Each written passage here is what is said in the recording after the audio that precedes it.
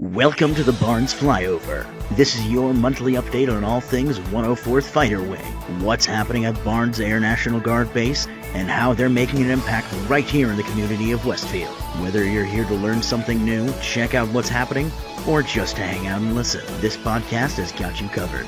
Let's take off into today's episode. Johnny on the intro. Welcome back. Happy 4th episode. Welcome to the Barnes Flyover. I am Jay Hewitt. That's Melanie Casineau, 104 Public Affairs. Hi, I'm Melanie. Didn't mean to jump on you, sorry. That's totally okay. So excited. Yeah, and Johnny, our voiceover there, he's going to be a senior next year. So very cool. Very cool. I can't wait to see what he's going to be doing. So today, on our 4th episode of the podcast, we've made it to number 4. 4 months already. That is wild. Yeah, that's crazy. I didn't think I wanted to do 1, and now we've got 4. We made it into the summer. How was your 4th of July? Oh, my 4th of July was awesome. My son graduated from Navy boot camp, and he is going active duty Navy, and I'm so excited. He actually just called me on the way here. He's classing up on Monday. So classing up, what does that mean? So class up means he's actually going to get to start class, which is exciting because when you're in a waiting period, you don't know what to do with yourself, and you get to do all the dirty work like cleaning the bathrooms and stuff. So he's excited to start school. No more bathroom cleaning? Yeah. All right, moving up. Yep. So what was your 4th of July like? My 4th of July was good. Had some car issues, but I have a new car on the way, but still got to go to the beach, see some fireworks. So a lot of the... So you saw the fireworks on the beach? No, my sister's boyfriend goes to New Hampshire every year and gotcha. Spends a lot of money. And you're getting a Wrangler, right? I am getting a Wrangler. I used to lease one, and I missed the ducks on the windshield, so we gotta put them back up. Okay. So this coming up on this Barnes Flyover, we have a special guest, Kristin Martin. She has been a friend of mine for many, many years, but she has just put on Chief Master Sergeant. So we're going to learn about her journey to become a chief with the 104th Fighter Wing and hear about some of her adventures that she's had. So that's coming up right at the end. And I hear there's this fun fact in history that you've been talking about. Yes. So you have your fun history corner. I got jealous. I want to hop on board. So I got a fun fact for you. July 10th, 1943 is our fun fact in history, and also a big day for World War II. That was the Allied invasion of Sicily, a.k.a. Operation Husky, which was a major campaign of World War II where Allied forces invaded the Italian island of Sicily and took it from the Axis forces of Fascist Italy and Nazi Germany. Big turning point in the war that ultimately got Italy removed from the war. So big turning point in World War II. I thought it was a cool fun fact for July 10th. So that is cool. I think it skipped right over our intro questions. Okay, we can do intro questions.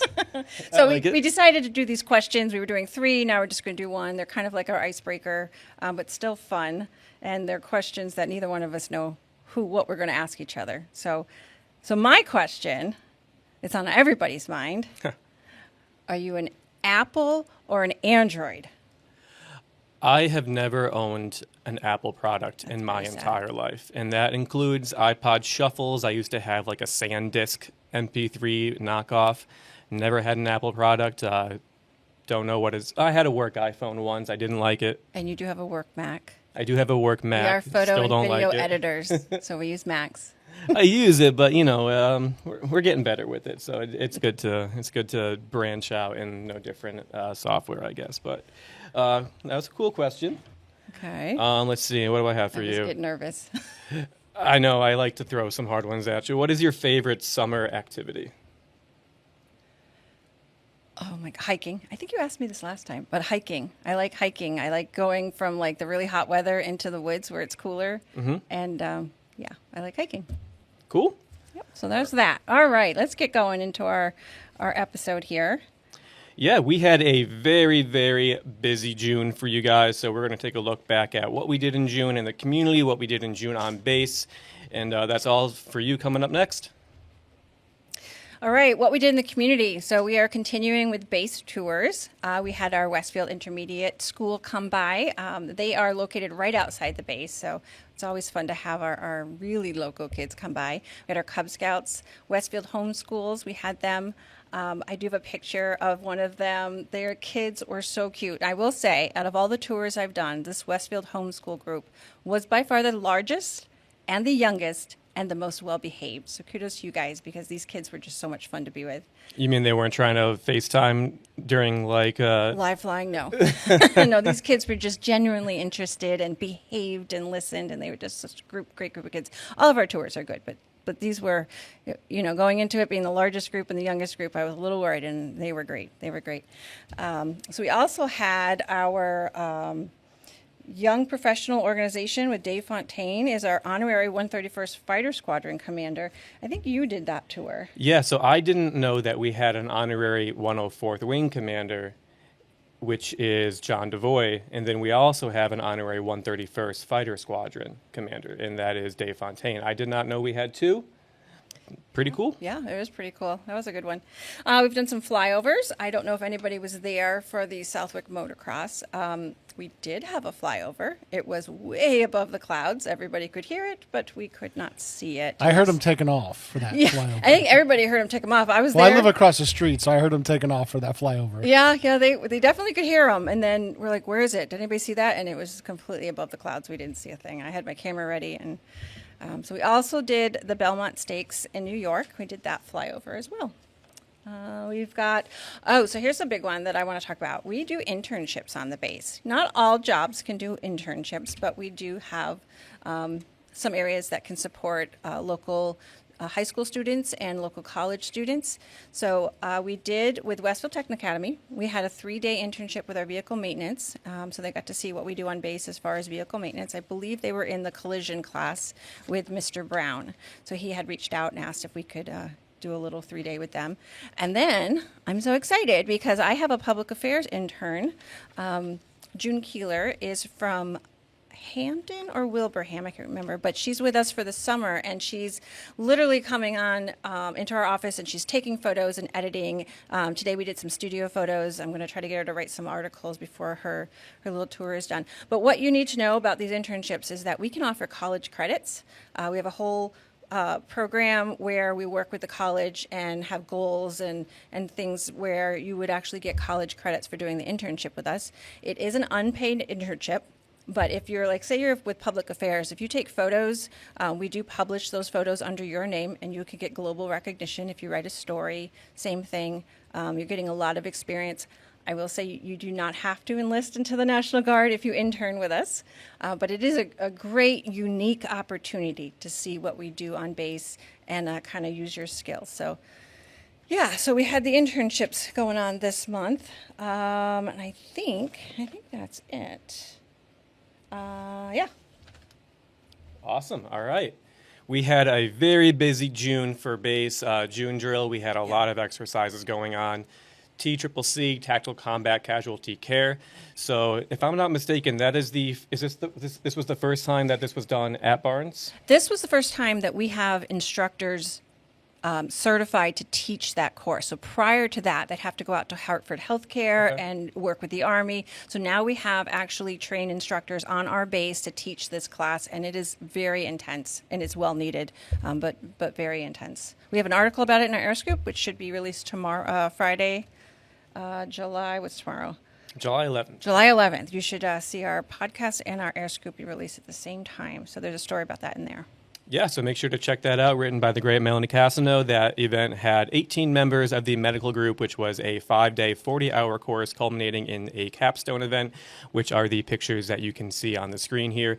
If you are listening via Spotify or anywhere that doesn't have a video element, this podcast is also on our YouTube page. Don't miss out. See all these really cool pictures that we took, because it does go along really well with the podcast. So that was the TCCC. The very next day, the same day actually, we had CDAR. That stands for Crash Damaged Aircraft Recovery.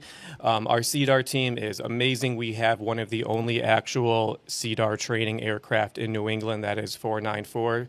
I believe in 2021 they had that converted to a just specifically CDAR aircraft, which has been really amazing. Chief Land, who oversees the CDAR team, can't say enough great things about the ability to conduct these exercises at Barnes. And even in this exercise, we had, I believe it was 6 different Air Force bases participate with over 60 participants. Wow. We had 104th Fighter Wing members. We had the CDAR team from Hanscom Air Force Base. We had the 439th Airlift Wing from Westover participate. Our 103rd friends down in Bradley, the airlift wing, helped participate. The 105th airlift wing from Stewart Air National Guard Base in Newburgh, New York. Love Newburgh, but did a lot of port calls there while in the Coast Guard. And then finally, the 106th Rescue Wing from Francis S. Jabreski Air National Guard Base in West Hampton Beach, New York. So a lot of bag lifts, really fun exercise, whole June drill, 2-day event where there was a classroom portion, and then in the actual portion they had to get the downed aircraft out of the woods. So really practical scenario where if you get called to a damaged aircraft recovery, you don't know what it's going to look like, you don't know what all of the variables of that situation are going to be. So in speaking with Chief Land, they love to mix up the exercises. Every CEDAR exercise is a little bit different just because you never know what you're going to go into. So that is just always ready. So I love covering those CEDAR exercises. Another thing that we covered recently, the DICT. So that stands for Distributed Integrated Combat Turn, also known as Hot Turn.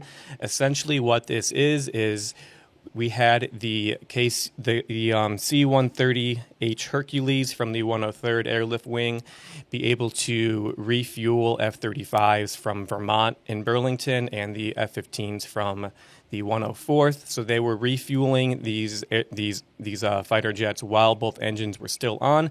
Not only that, we also swapped out ordnance as well. So the ability to conduct fast refueling in a unit that's not your own, with a plane that's not your own, and working with other airmen that you don't typically work with. It was just an amazing exercise. The amount of work and just cohesion that went into this exercise while I was taking pictures and just watching it all was really amazing.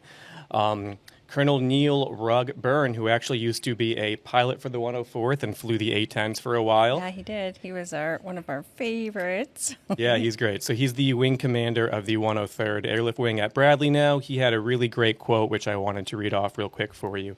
The distributable integrated combat turn and our ability to execute it the way we just did shows our pacing competitors that their potential ability to target us is much, much more complex, and these ICT exercises show our ability to distribute and operate from anywhere.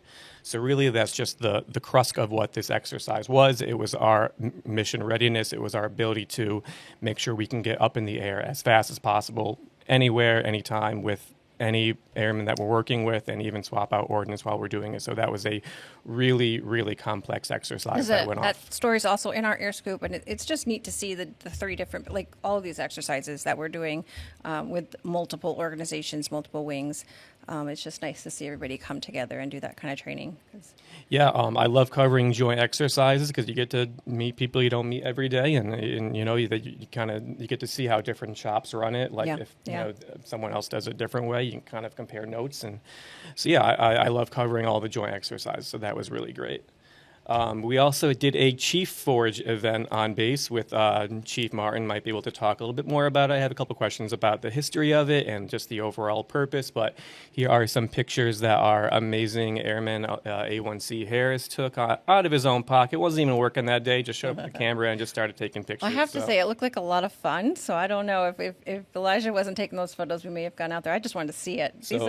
This is cool. It's nice to see the higher ranking going out there and doing some of the things that the lower ranking airmen would be doing. And I did see that they changed tires on the aircraft on the flight line, and I thought that was pretty cool. So it's funny, I was actually out covering our ICT exercises that we were doing at the 104th leading up to the big ICT exercise at Westover, and I turn around and I just see all of these chiefs towing an F-15 in a circle over and over again. I'm like, that's pretty interesting. Yeah, that doesn't happen every day, I will tell you that. We do not have all of our chiefs in the flight line taking the tires off. So yeah, cool. Chief Forge, that was a really cool event. First-hand experience, I had the pleasure to participate in our first annual Chaplain's Golf and Grow event. I'm really excited about this event. It looks like it's going to be a tradition for years and years to come here at the 104th. So that is the trophy in the middle that went to the contracting team, the winning team, Master Sergeant Staples, and a few others that I do not have on my notes, but I wrote a story on it as in the Air Scoop. Is in the Air Scoop. So yeah, that was a good one. That's the first time they did that. Our chaplain, we talked in the last podcast, and he's just really doing great things. He's trying to think outside the box just to kind of get people involved. So he did a classroom portion in the morning, and then they went out and played golf in the afternoon, and it looked like it was a great day. Was a great day, and I am the proud owner of a very prestigious golf trophy now. It is really? the most resilient team. I love it. And that's awesome. Thank you. I'm very honored and humbled to accept the award on behalf of Public Affairs. So Okay. we share it. We share the award. So It looks like we also had base cleanup day. base cleanup day was rained out a couple times, but I love base cleanup day because there's music blasting, there's people laughing, there's camaraderie. I just love it as like a team morale building event. You know, pick up a wheelbarrow, pick up a rake, and just get to work and just spread some mulch around, have some fun, make the base look nice. So I love taking pictures of events like that. That one's been annual. So I've been on the base for about 28 years, and I think we've done it every year since. I want to say it's a Air Force thing, right? It's not just a Barnes thing. I'm not sure, but we'll have to follow up on that. Next, And if anybody knows, put it in the comments. episode 5. Get ready for that cliffhanger. And then lastly, there's one more thing. The Shots Finney flight. You took that one. So our operations group commander, Michael Shot Glass, had his Finney flight in the F-15 Eagle recently. He just recently reported to F-35 training school, so that will be amazing. Yeah, we have about 6 pilots right now out for F-35 training. Yeah, so conversion, I know we keep getting questions on social media. What's going on with conversion? Are you guys on track? We are right where we want to be. We are still having pilots come back in. We are still having pilots go out. It is a very fluid. Yes, yeah. So- We're still losing our F-15s in hopes for the F-35. We got to make space for them.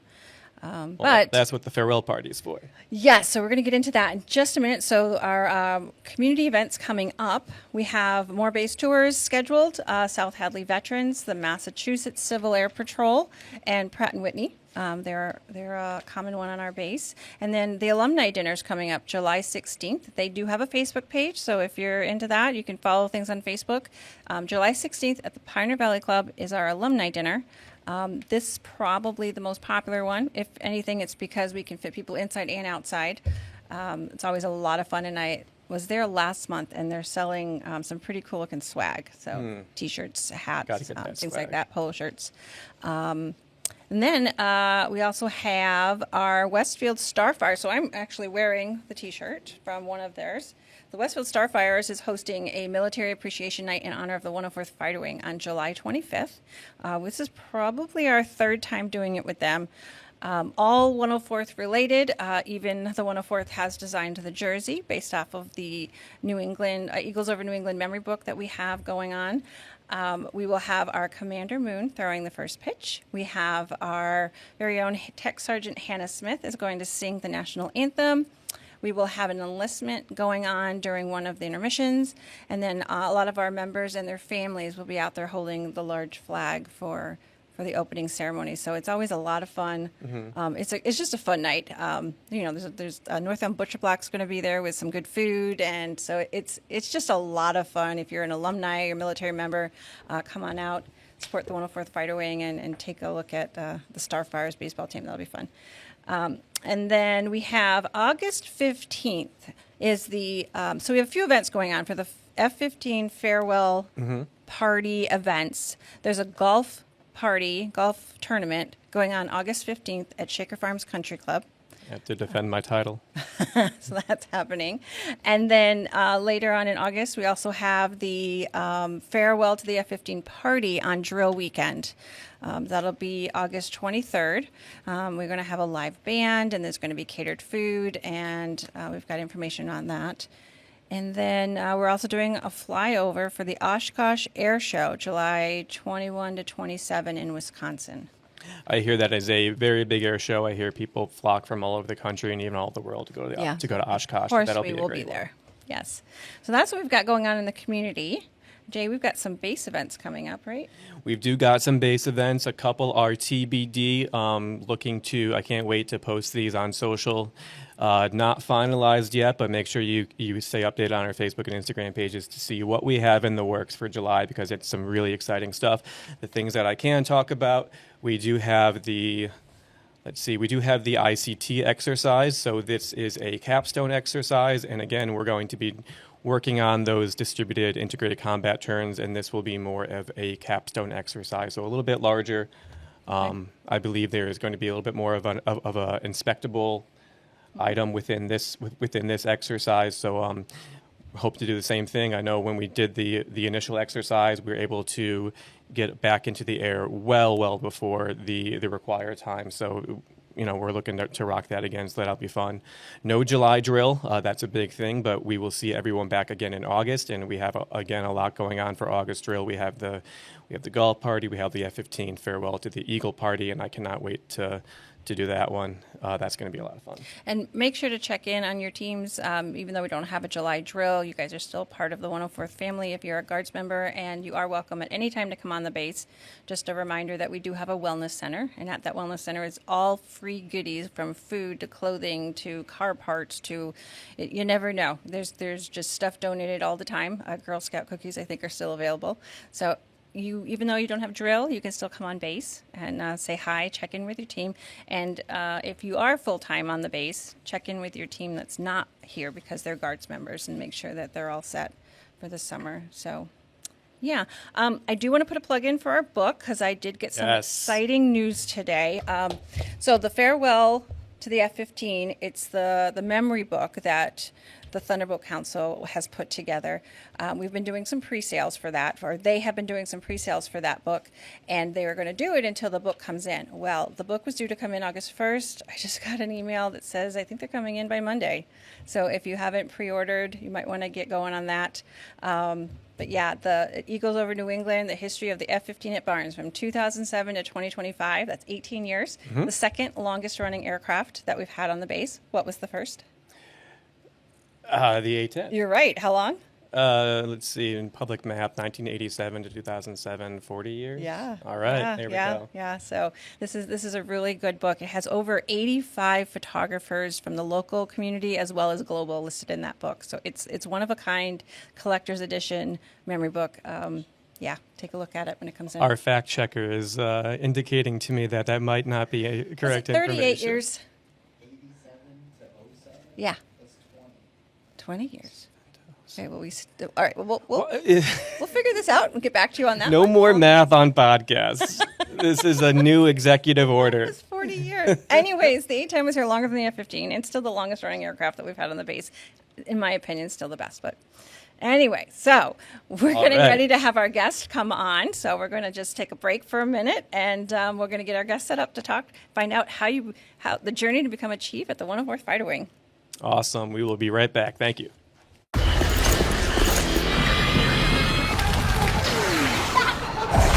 Look, everybody wanna go and talk. At the same time, gotta walk. Better yet, run, go, hit a lick, divvy up with my homies, and we do it all again.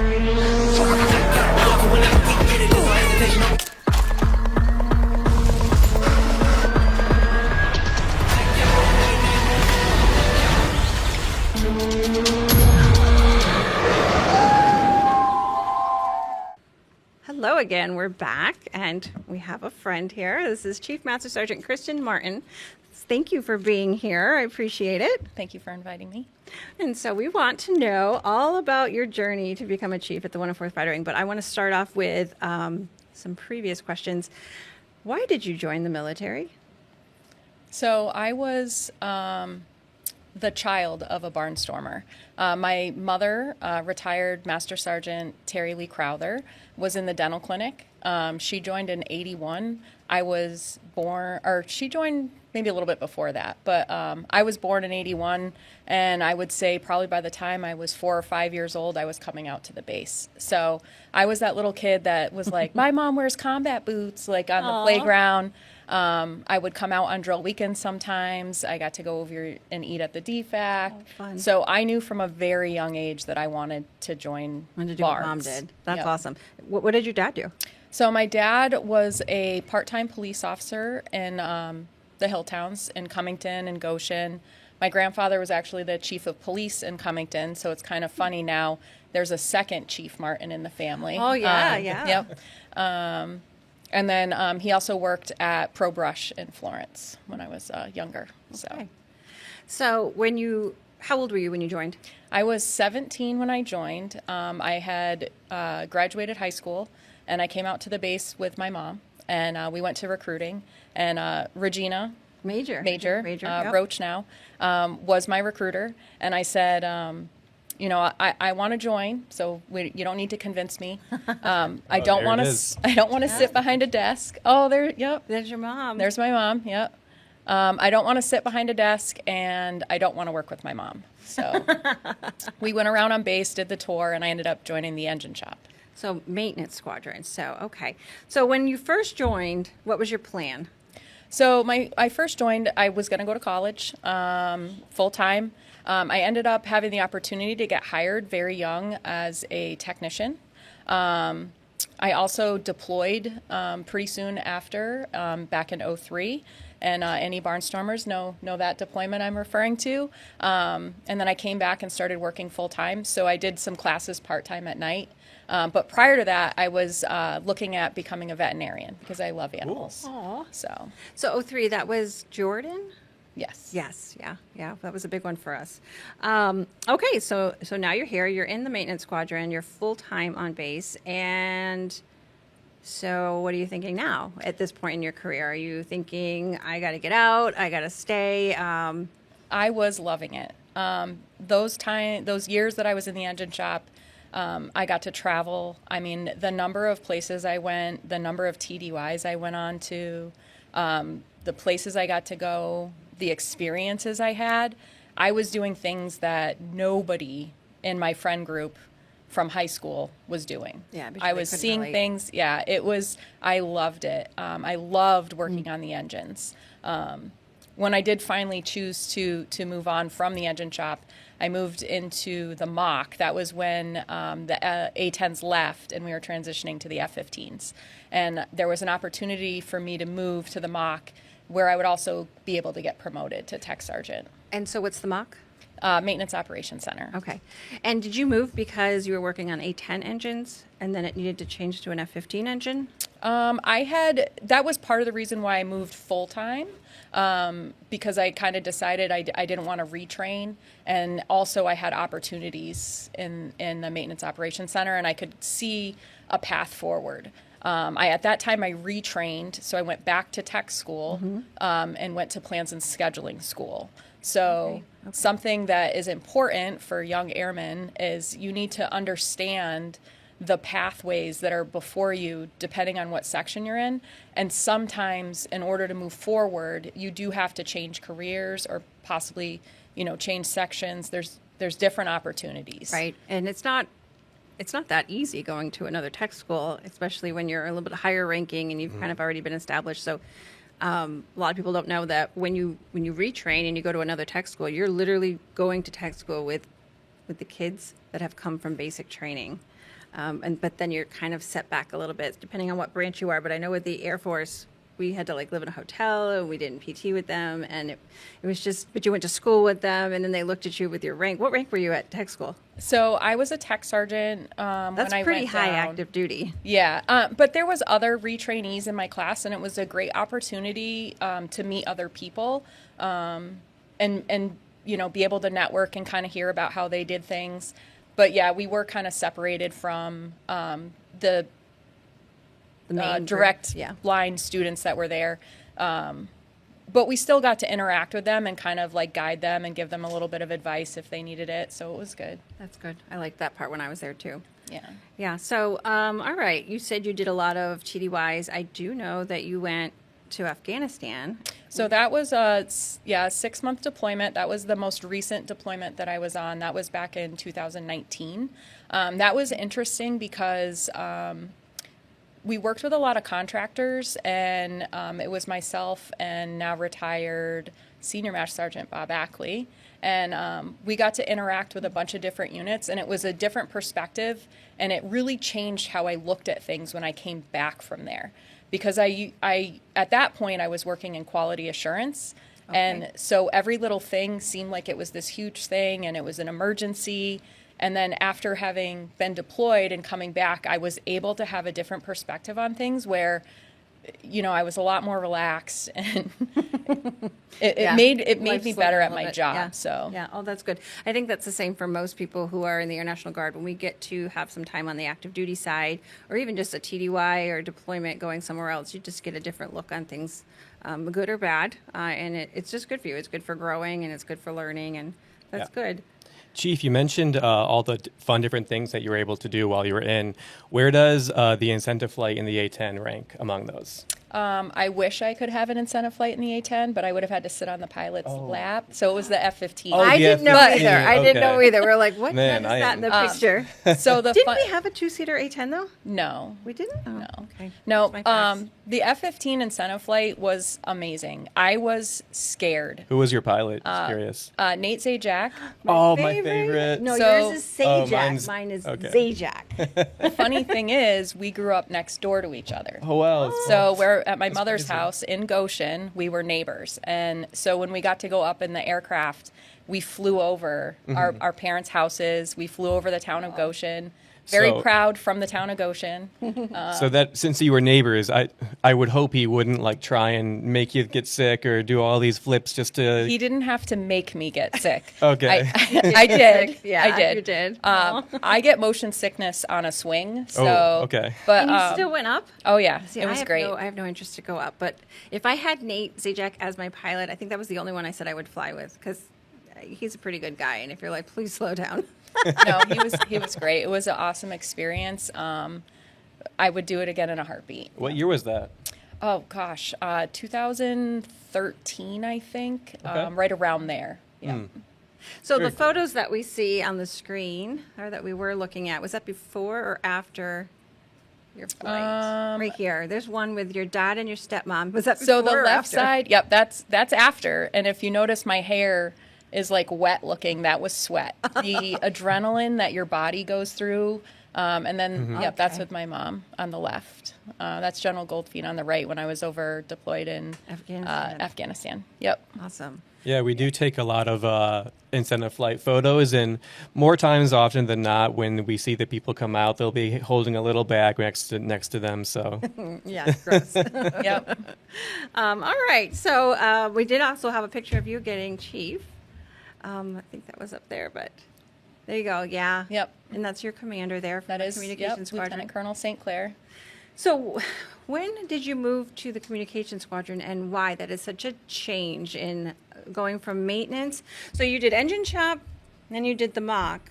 Then I heard QA, and I kind of think I know what you did in QA, but I'm wondering if what you did in QA kind of got you interested to go to comm. That's exactly it. So when I moved from the mock into QA, they had recently gone through a conversion of the position of the TODO, which is the person that manages all the technical orders, which is, you know, all the guidance for fixing the aircraft are in these technical orders. So they were digital at that point. So there was computers that they would use to read the TOs on, and previously that position just did that, and they were converting it to become a QA inspector. So you would be going out and doing aircraft inspections, and then also managing all the tech data. So I had applied for that job and was selected for it, and it was awesome. I loved my time in QA. I learned so much more. So as I transitioned, like I started in the engine shop, I knew about the engines. When I went into the mock, I got to see the greater picture of the base in maintenance and how it runs and how all the different shops fit together. When I went into QA, even further, a little more in-depth knowledge of the systems and inspecting the different parts of the aircraft. But then also, I was the computer person for them. So I was, I went away to a school, got computer training. Third school. Well, it wasn't a tech school. It was an A+ certification school. So it was like a boot camp, we'll call it. A+ certification. The civilian world will know that. They will. That's It's not as relevant anymore now. It's Security Plus. I remember but- when it came out, and it was Yeah. a really big thing. And just so you know, if you're in the Air National Guard, you get paid to go to school to learn that, and then those certifications can carry over to your civilian employer. Very true. That's Yep. great. Yeah. So awesome. So I'm assuming that's what sparked your interest in communication. Yes, yeah. So that was, I did about 10 years of that. And then there was an opportunity in the communications squadron for their operations superintendent position. And it would require retrain again. It would require another AFSC.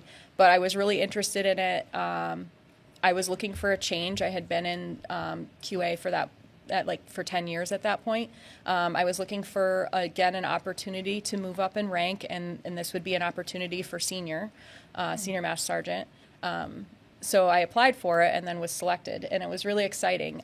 It was a little scary because even though I had changed jobs before, I had been in maintenance group my entire career at that point. So now I'm leaving maintenance group. I'm going over to the other side of the fence, across the street. I was just going to say that you literally cross the street. Yeah. So at Barnes, we have this one road, and we have all of our maintainers on one side, and then we have our support on the other side. It's just kind of the way it worked out. And yeah, it's a different group of people for sure. Yeah, it's been amazing. It was definitely the right decision for me at the right time, and it's been very rewarding. Well, I've heard so many great things since you've been over there. They're like, well, Kristin's got that, or Kristin's going to take care of that, or there's this new change that Kristin did, and everyone's like, they love it. Oh, well, thank you. No, you've done some great things. So at this point, when you've moved over to comm, how long have you been in the military? So 2001 would have been 22 years. 2001? I'm sorry, did you join? 2021. Okay. I can't do math either, Like, wait a minute. apparently. I think we're around the same age, but so now you're promoted to chief. Now you're a chief. That's just Crazy. Like this is the highest rank you can get in the enlisted. I believe only 1% of the enlisted force makes it to the rank of chief. Am I correct? I always wanted to. As an airman, I really admired the chiefs and the things that they did and the care they took of the people. So it was always kind of a long-term goal, and it was always something I hoped I would get to. And so now being there feels kind of surreal, and I'm still in this acceptance process of it. Yeah. Speaking of taking care of people, I just want to let the guys and gals know that she's very much into trivia. And very often, I think it's Thursdays or Fridays in the lunchroom, you'll see her doing the trivia questions that she did the night before at like Applebee's or something. And she brings it to the lunch group, and they all have fun trying to answer the trivia questions. And Nice. Yeah, it's a good time. We get together, see who knows what. It's a really fun time. yeah, I like that. All right. So I just want to close with two things. What is something that you really, really, really like about the military or the 104th, and what's something you don't like? Something I really like about the military is, I think, the person I became after joining the military. I was very shy when I was younger, and it really empowered me and really gave me a confidence that I don't know that I would have gotten with other career paths that I may have chosen. Okay. Speaking of being shy, do we still have the pictures of, so right here. Oh, yep. So this is this shy Kristin Martin here. She actually dressed up as Rosie the Riveter and was placed on posters for an event we had. How old are you in this picture? Oh gosh, I don't know. Like 21? I was early 20s. Yeah. Yep. So she was really shy, guys. Yeah. She was our poster girl, and she So walked. it's so spot on, though. It's great. And she walked around the air show that year as Rosie the Riveter, and you could tell the older guys were like, "Oh my God, I'm going to dance with her" and stuff. So That is actually one of my favorite memories. That gentleman. So our job was to escort in the World War II vets that were still in the area to the reception that we were having that night. And from the beginning, he was like, "I want to dance with you later," and I was like, "Okay." Yeah. So he was like, it's got to be a waltz. But when the song came on that he finally approved was the right song to dance to, which that's a picture of us dancing. His eyes were closed and he was in another place, and it was my gosh, amazing. That's awesome. That's awesome. Yep. That's great. great. It was great to be able to I like that. Share that memory with him. You know what? I think I want to stop right here. I don't even want to know what you don't like. For me, it was actually literally pulling on the boots. They were difficult, but I don't want to go there. I want to just end with that because you've just got such great stories, and they definitely overpower all of anything negative I can imagine. But so I hope that you spark some interest in some of our listeners, and maybe they'll ask us some questions in the comments, and I'll let you know what they say for sure. Yeah, absolutely. Yeah, and I think that's it for today. Yeah, unless we got any saved rounds, I think we are good. Make sure that you are checking out our Facebook and Instagram pages and our YouTube page. As always, thank you so much for tuning in. And again, if you have any questions, make sure to drop a comment, and we will do our best to get back to you. That is it for episode 4. Like and subscribe. Like and subscribe. Like and subscribe. Hit that like button. All right, like and subscribe. Episode 5, we got a very exciting guest for you, so we're looking forward to that. So we'll see you in a month, and until then, check out our Air Scoop, check out all of our other content, and happy week. July. There you go.